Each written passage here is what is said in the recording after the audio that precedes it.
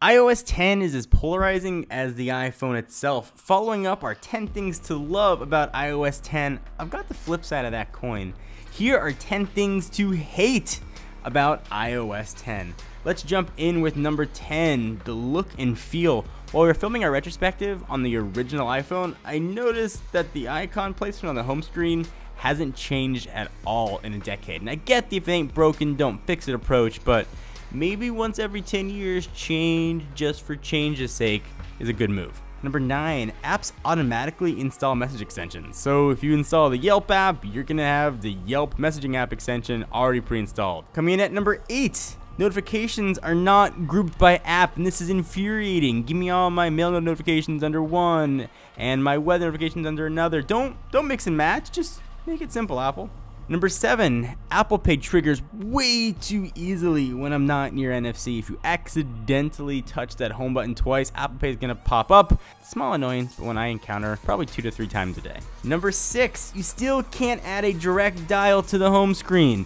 Why can I not directly call my wife with an icon on my home screen? Number 5, while Siri is way improved, in fact, it was something that I loved in iOS 10, Siri is still way behind what you're getting with Google Now and even Cortana. Contextually, she's a hard time answering questions. She's not going to read you news or give you answers like Google Now will. I just feel like Siri needs a lot of work.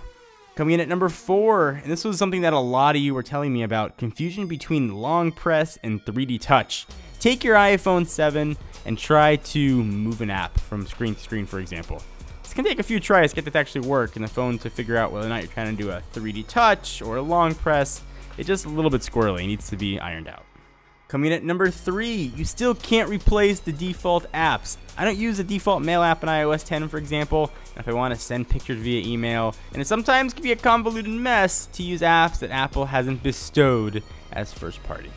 Coming in at number 2, this one I got probably more than anything, no slide to unlock. It's weird. It's just different. I'm not saying it's bad, but I asked you guys on Twitter what you didn't like. This one came up to the top. And number 1, and this is my own personal annoyance about iOS 10, more swipes to do things. The goal with touchscreens has always been to require fewer steps. The new control center is probably the pinnacle example of how it takes way more swipes to do something in iOS 9. So these are my top 10 more annoyances about iOS 10. What are some of yours? What are some things you're getting used to? Anyway, thank you guys for watching, listening, and generally hanging out. Give the video a thumbs up. We always appreciate it. Until next time, this is John Rettinger, and I'll talk to you guys in the next video.